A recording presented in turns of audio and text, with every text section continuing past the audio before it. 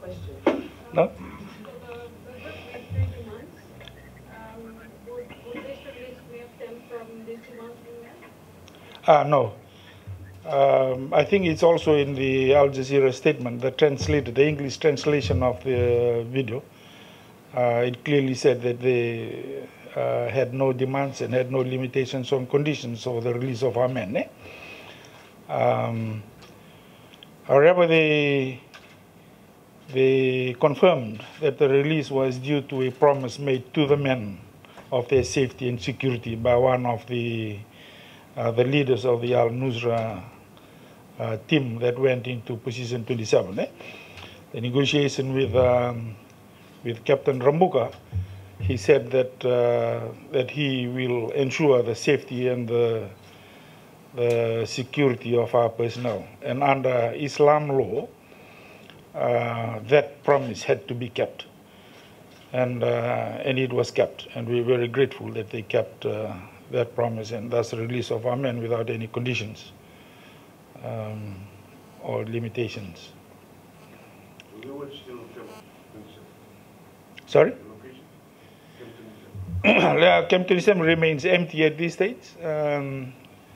We have not tried to fill it, nor will we try and fill it until we have a proper assessment of the security of that location. So what happens to the 45 men? Would they be required to come back? At the moment, they will go through the process as we discussed earlier. They will go through a medical test. Then they will go through the psychological test and assessment, and any counseling that needs to be done will be done. Then after that, after all the assessments are done, then we will know whether we can bring them home or whether they will stay. But the general feeling is they want to stay. However, we'll have to go by the UN assessors when the assessment is done. Where were they kept? Initially, just around the area of separation within the operation area, but then they were moved further away when the battle heated up to a safe location. All they're telling us is they were in a very safe location. They didn't hear any bombardment. They were well looked after by the group that was holding them. And they, at no stage during the capture were they threatened or they felt threatened. They knew that they had to be there for their own safety. But they maintained communication with the group that was holding them, and all the conditions they asked for, they were given. What role has the Fiji government and military played in the release?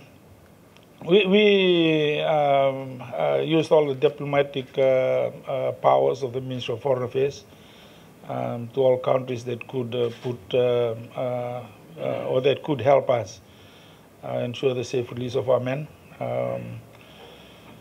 We continue to discuss our conditions with the UN, which is a prominent part in these negotiations.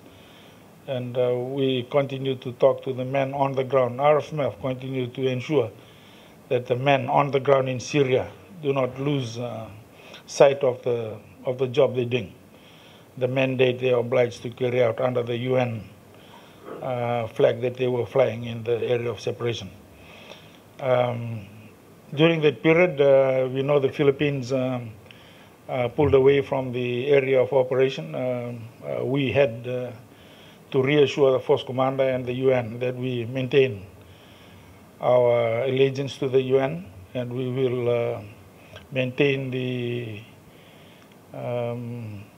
command structure that were there, and we supported the force commander and all the force headquarters, ensuring the integrity of the UN in Andof, in Syria. That was one of our our bigger tasks as well. Apart from the ordeal, we also had to manage our command structure within the UN establishment in Andof. And we've kept our promises, and we've continued to work as hard as we can to ensure that the UN maintains its mandate in the Golan Heights. So, like,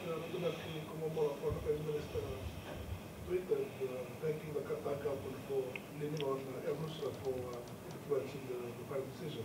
Are your comments on that? We're waiting for the Minister of Foreign Affairs to come back and make a report, and unless that happens, I can't make any comment on what is due today. We haven't had an official report. Did you play a part in the release? Did you play a part in the release? Of course, he toured all our neighbors in the Middle East and went to Qatar, he went to Jordan, he went to Abu Dhabi. So he was around that area as from Sunday last week until today. He's still there. He hasn't come back. So we're very grateful that the government has used those resources to help us get our men safely home. What about reinforcements for the buffer zone? Is Fiji pushing for perhaps upgrade of the armory that they have in the UN forces? No, again, as UN, we're not combatants in this situation. Although we have an obligation for self-preservation and self-defense, but we don't consider ourselves combatants. So we don't push to have armories bigger than the fighting forces. We firmly believe in the power of the blue beret, and we firmly believe in the respect all forces have on the blue beret. So it's not necessarily the armament, but the professionalism of our soldiers that we send across. This is a one-off incident, and I said from the beginning that we stand by the decision that was made by Captain Rambuka and his command team. And I said, if they all come back alive, then it was a very good decision. Irrespective of what people say, we continue to stand by that decision, and we know he made the best decision under the circumstances that he's in. And with those decisions, we have 45 of our soldiers still safe and alive. Had he made any other decision other than the one he made, it could easily have lost lives on the 28th of last month. So we're happy that they've come back alive. We stand by what the commanders on the ground have done, and we will continue to appraise our soldiers and their professionalism on those kind of situations and the decisions they make, critical only to saving their lives. How soon after the briefing would you be able to get right on status and how things are going forward? No, I spoke to them last night. Exactly 10 minutes to 12, midnight, they were released across the border. Negotiations had to take place on the reception area. We had an officer that had to go across and confirm the negotiations. And then with the group that was holding our guys, and then they were finally released at 10 to 12 midnight. We spoke to them. I spoke to Captain Rambuka straight after they came across. They were all in high spirits. Then we spoke to them again this morning, our time. They were in a grog ceremony after a welcoming church service for them. We could hear the singing, drinking on the background, all the laughter, so they were all back to Fijian moods. So I assume that all is well with them, at least emotionally last night. We've called their families at midnight until 2 o'clock this morning. We got hold of all the families and told them. The boys were given access to telephones as soon as they came across, and also called their families and confirmed to them their release at the same time we were doing it here. So there's been a lot of movements last night, and we've managed to contact all the families and inform them. But the boys are well, surely very high-spirited. They've gone through an experience which will only augur well for them in the military career. And I have no doubt in my mind that they will ask to stay and complete the mission. Have you received any advice from the UN as to whether they should continue the mission? Like I said, the UN will do what we tell them to do. And at the moment, we're waiting for that assessment to be done. So there was a suggestion that the night before the surrender, that there was a birthday celebration and hence our men were caught off guard. Could you clarify that, please? No, that's totally not true. I don't know where that suggestion came from or that assumption came from. But no, the men were completely on alert. If you read the report that will come out, Rambuka actually held them off for about 30 minutes and continued negotiations with the group for about 30 minutes, refusing to give in the position until such time he was given assurances by the group that they would be maintained. Again, there was a decision that had to be made at that time, considering the armament they have, the position they were in, the armament the other group had, the numbers of the other group and them, and the proximity of where they were located. All that would have to be considered before he made those decisions.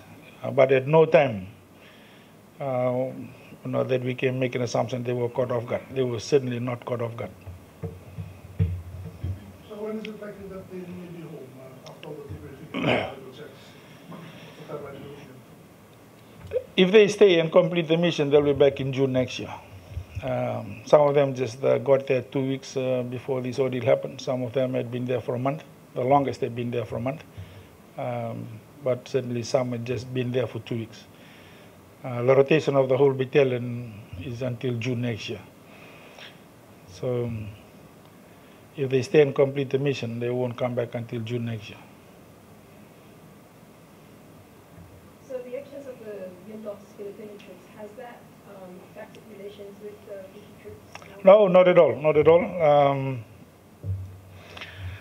Fiji doesn't depend on any other battalion for its welfare or for its protection. We do our job in our own battalion, allocated battalion. The Philippines battalion is further south from us. They're not within our AO.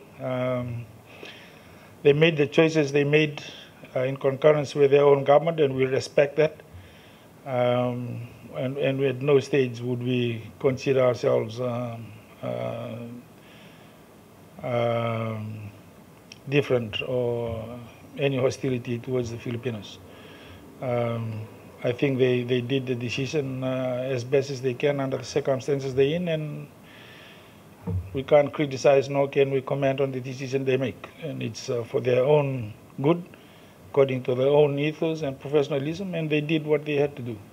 For us, we've done what we needed to do for the safety of our people. We've continued to uphold the integrity of the UN. We will continue to support the command structure in place for the UN, and we will do all we can to ensure that we finish the mission that we sent out to do, which is the mandate of the UN in the area of separation between Syria and Israel. Yeah, that's it. Thank you. Thank you.